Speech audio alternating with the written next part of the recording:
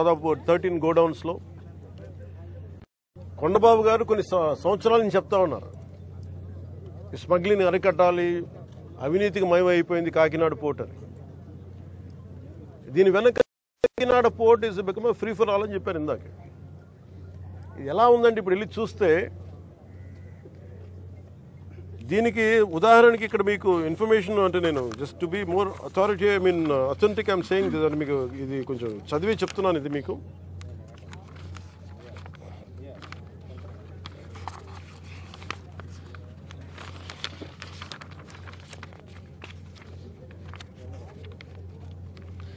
కాకినాడ పోర్టుకి రోజుకి 1000 నుంచి 1100 లారీలు వస్తాయి.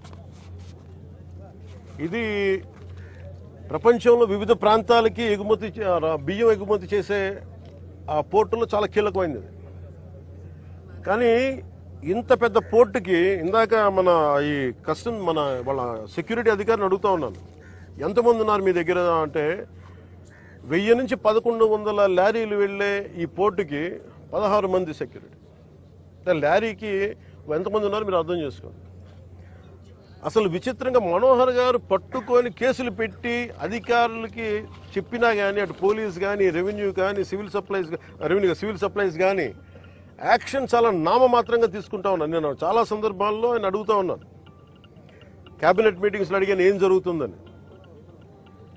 నేను ఒకటే ఏం చెప్పానంటే, ఇందాక మన మనోహర్ గారికి వీళ్ళకి మనం ఏ యాక్షన్ కనుక మనం ముందుకు తీసుకెళ్ళకపోతే వీళ్ళు ఇన్ని మాటలు చెప్పి దీన్ని ఏమీ ముందుకు తీసుకెళ్లేదేంటి అన్న అపవాదం మనందరి మీద ఉంటుంది.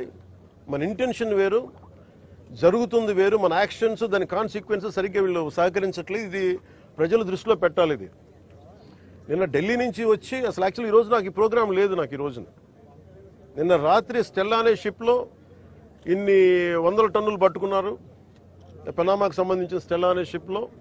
అలాగే ఇక్కడ దాదాపు 1060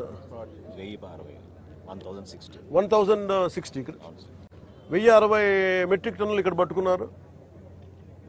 ఇంత బలంగా సాక్ష్యాధారాలతో దొరికినప్పుడు దీన్ని ఎలా చేయాలని చూస్తే సమస్య ఎక్కడుంది అంటే, ఇది చాలా డీప్ నెట్వర్క్. ఇది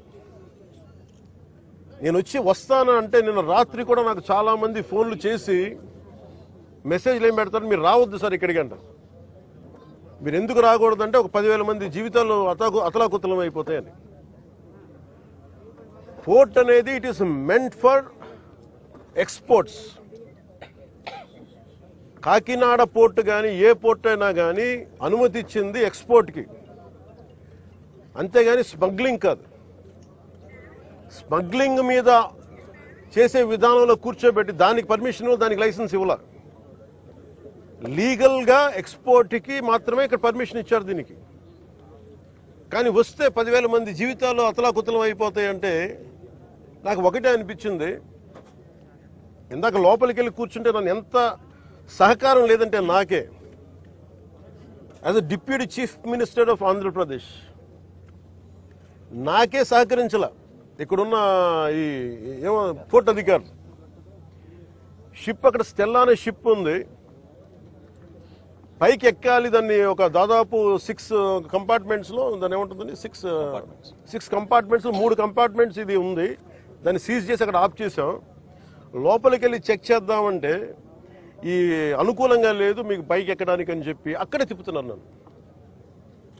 ఇంత ఆబ్వియస్గా నాలాంటి వాడికి ఇంత ఆబ్వియస్గా అందరూ చూస్తుండగా, అంటే దీని వెనక ఎంత డీప్ రూటెడ్ నెట్వర్క్ పనిచేస్తాం మీ అందరికీ అర్థం. కొండబాబు గారు కూడా అదే చెప్తా ఉన్నారు. చూడండి సార్ ఎలా ఉందంటే అదే చెప్తా ఉన్నారు. నేను మీకు ఎప్పటి నుంచో మొత్తుకున్నాను సార్, ఇదే మీకు మీ దృష్టికి తీసుకొస్తుందని. ఇందాక మీకు చెప్పాను, కొండబాబు మనం కూర్చోబెట్టి మనం మెత్తగుంటే సరిపోదు, మనం గట్టిగా మాట్లాడాలి దీని మీద మనం అందరం అని. అది చెప్తా ఉన్నాను కొండబాబు గారికి. మనోహర్ గారికి ఆయన being a civil supplies minister నాకు ఏమి చేయాలి, నేను ఎన్నిసార్లు చేసిన యాక్షన్ ముందుకు వెళ్ళట్లేదంటే డిస్ట్రిక్ట్ సివిల్ సప్లైస్ అధికారిని పిలిచి నేను అడుగుతాను రాగానే. నేను ఇక్కడున్న సెక్యూరిటీ అధికారిని అడిగా, చెక్ పోస్టుల సెక్యూరిటీ అధికారి, మీకు పర్మిషన్ ఎవరు ఇచ్చారు, హూ చెక్స్ దిస్ అంటే, మాకు నో అబ్జెక్షన్ సర్టిఫికేట్ ఉంది.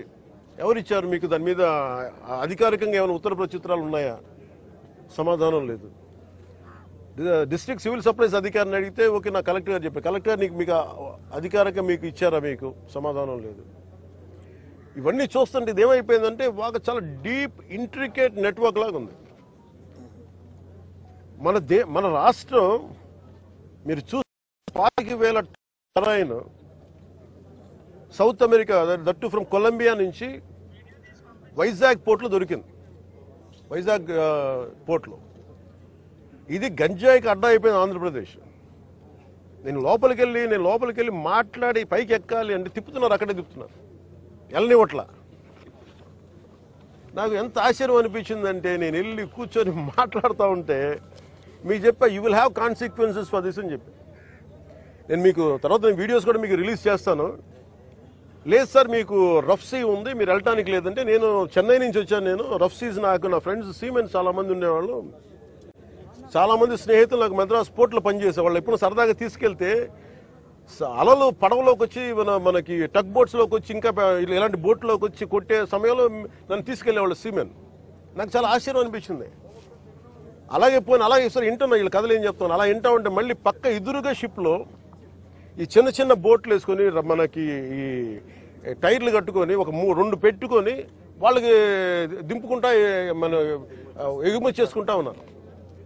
నేను వాళ్ళు చూపించాను. You are doing it in very obvious way.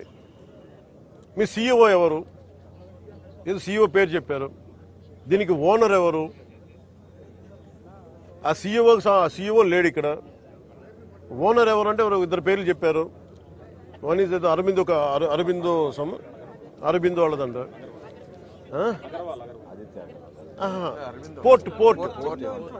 Port ఎవరి కంట్రోల్లో ఉంది? Purely it's not government, it's purely private control port. ఇది స్టేట్ కంట్రోల్ ఉన్న పోర్ట్. ఇది నాకు అనిపించింది ఇలా చూస్తే, లోపలికి వెళ్ళి చూస్తే మన హోప్ ఐలాండ్ చూస్తే అసలు ఏ విధంగా కట్టుదిట్టంగా లేదు. 975 కిలోమీటర్ కోస్ట్ లైన్ ఆంధ్రప్రదేశ్కి. India is going to be trillions of dollar, almost Modi గారు చెప్పిన $7 trillion ఎకానమీ ఉంది దీనికి భవిష్యత్తు. ప్రపంచ దేశాలు మనల్ని ఎదగనిస్తాయా లేదా, మన బలహీనతలు ఏంటని చూస్తారు. ఆంధ్రప్రదేశ్ కోస్ట్ లైన్ మనకు ఎంత బలమో అది మనకంత బలహీనత కూడా. ఎందుకు చెప్తున్నాను ఈ మాట అంటే, వైజాగ్కి పాకిస్తాన్ నుంచి వచ్చిన ఆ యుద్ధ సమయంలో మీకు గజనీ సబ్మెరీన్ చూడొచ్చు. నేను చెప్పాను ఈ రోజున ఈ పబ్లిక్ డిస్ట్రిబ్యూషన్ రైస్ తాగదు స్మగ్లర్లు చేసేది. ఆర్డీఎక్స్లు ఇంపోర్ట్ చేసుకోవచ్చు. ఓఎన్జీసీ ఇలాంటి గ్యాస్ నిక్షేపాలు ఉన్న చాలా కీలకమైన ఇన్స్టిట్యూట్ మనకి వ్యవస్థలు సంస్థలు ఉన్నాయి ఇక్కడ. ఒక 100 కిలోల ఆర్డీఎక్స్ని తెచ్చేసుకుని ఎవరు చూసేవాళ్ళు ఎవరు లేడు, నాదుడు లేడు. It is not just about public distribution సంబంధించిన రైస్ సంబంధించిన ఒక్కటిదే కాదు ఇది. మ్యారిటైమ్ సెక్యూరిటీ ఇష్యూస్ కూడా ఉన్నాయి దీనికి. మ్యారిటైమ్ సెక్యూరిటీ ఎక్కడుంది? మ్యారిటైమ్ పోలీసింగ్ ఎక్కడుంది? ఈ పోర్టు ఫ్రీ ఫర్ ఆల్ అయిపోయింది. ఉగ్రవాదులు కసాబ్ లాంటి వాడు ఎలా వచ్చాడు? ఎక్కడ మనకి కరాచీ నుంచి బోట్లో వచ్చి కాల్ చేశాడు. ఇండియాకి చాలా వల్నరబుల్ పాయింట్ అయిపోయింది మన దగ్గరికి వచ్చి ఉగ్రవాదులు వచ్చి రావడానికి. ఇది కేవలం నేను ఒక పీడిఎఫ్ ఈ పబ్లిక్ డిస్ట్రిబ్యూషన్ సిస్టమ్ రైస్ సంబంధించి ఒకటే నేను మాట్లాడలేదు. వెరీ వల్నరబుల్ ఈ పోర్ట్ ఇది. ఎవరు దీన్ని పట్టించుకునే ఇది లేదు. ఎస్పీ గారికి నేను వెరీ బిగినింగ్ రోజున చెప్పాను. ఎస్పీ గారికి నేనే స్వయంగా పిలిచి చెప్పా, ఇది వల్నరబుల్గా ఉంది ఈ port, please focus on it అంటే ఇప్పుడు దాకా రిపోర్ట్ లేదు నాకు. ఇంకా కలెక్టర్ గారు ఇంకొంచెం ఇనిషియేటివ్ తీసుకొని చేయబట్టి మా మనోహర్ గారు, కొండబాబు గారు వీళ్ళందరూ కూర్చొని ఒక టీం లాగా పనిచేసి ఈ రోజు నేను పట్టుకోగలిగారు. మన సుధీర్ గారు కూడా సివిల్ సప్లైస్ చైర్మన్, ఆయన కూడా మీరు ఎంత పట్టుకున్నారండి నిన్న? ఇప్పుడు ఇది సమస్య ఎక్కడుందంటే, first public distribution system rice నిజంగా బిలో పవర్టీ లైన్లో ఉన్న వాళ్ళకి కనీసం వాళ్ళకి అవసరానికి తిండి కానీ ఇవన్నీ అందించడం బియ్యం. అలాగే రైతుకి వాళ్ళకి స్థిరీకరణ, వాళ్ళకి స్టెబిలిటీ ఇవ్వడానికి, గిట్టుబాటు ధర ఇవ్వడానికి ప్రభుత్వం కొనే విధానం ఇది. దీనిని దాదాపు 43 రూపాయలు ఖర్చు అవుతుంది. 43 రూపాయల 50 పైసలు ఖర్చు అవుతుంది ఒక్కొక్క కిలోకి. అది గవర్నమెంట్ సబ్సిడైజ్డ్ ప్రైస్ తోటి 2 రూపాయలు జీరో. మొన్నదాకా రూపాయి 2 రూపాయలు ఉంటే ఇప్పుడు అది కూడా పూర్తి జీరో. వీళ్ళు 1300 వ్యాన్లు ఏవో పెట్టేసి గత ప్రభుత్వం ఇదివరకన్నా వెళ్ళి రేషన్ షాప్ డీలర్ దగ్గరికి పంపించేవాళ్ళేమో, కానీ ఈ ప్రభుత్వం వచ్చాక ఇప్పుడు ఏమైపోయింది, ఆ ration direct vans has become బస్తాలు వేసుకురావడం పంపించేయడం, ఆ లబ్ధిదారులకే 300 రూపాయలు ఇవ్వడం. ఇది ఏమైపోయింది, ఇది అందరికి ఒక ఆలవాలం అయిపోయింది, సోర్స్ ఆఫ్ ఇన్కమ్ అయిపోయింది. కొన్ని వేల కోట్లు దీని నుంచి వెళ్ళిపోతూ ఉన్నాయి. దారుణంగా ఆఫ్రికా దేశాల్లో దీన్ని 70 రూపాయలకి అమ్ముతారు. ఇందులో ఎవ్వరు చేసింది ఏం లేదు. 70 రూపాయలకి 73 రూపాయలకి అమ్ముతారు కేజీ. నాకు నిజంగా అనిపించింది ఏంటంటే, నిజంగా మనం ఈరోజు ప్రధానమంత్రి గారు చేసే ఈ విదేశాంగ విధానంలో మనం 70 రూపాయలు కానీ ఆఫ్రికా దేశాలకి ఇవన్నీ మనకి ఇట్లాంటి తప్పులు జరగకుండా ఉంటే కనీసం 43 రూపాయలకి ఇస్తే మనం దేశ పరపతి పెరుగుద్ది. మనకి అన్యాయంగా అకారణంగా స్మగ్లర్ల చేతిలోకి వెళ్ళిపోతుంది. వీళ్ళకి ఎంత ధైర్యం అంటే వీళ్ళందరికీ కూర్చోబెట్టి కోర్టులకు వెళ్తారు. కోర్టులకు వెళ్ళి నా మీద ఒత్తిడి పెడతా ఉన్నారు. నా మీద కూర్చోబెట్టి మీరేం చేయలేరు ఇట్లా మాట్లాడుతున్నారు నాతోటి. నేను ఈరోజు ఇందాకే చెప్పాను, ఫస్ట్ దీనికి సంబంధిత పోర్ట్ ఎవరు, సీఈఓ ఎవరో, ఈ స్టేక్ హోల్డర్స్ ఎవరు, వాళ్ళకి నోటీసులు పంపించిన వాళ్ళకి ఆ షిప్ని సీజ్ చేయండి. నేను I want right a letter to home ministry. Amit Shah గారు లెటర్ రాద్దాం అనుకున్నాను. ఇది మోస్ట్ వల్నరబుల్ పోర్ట్. ఇది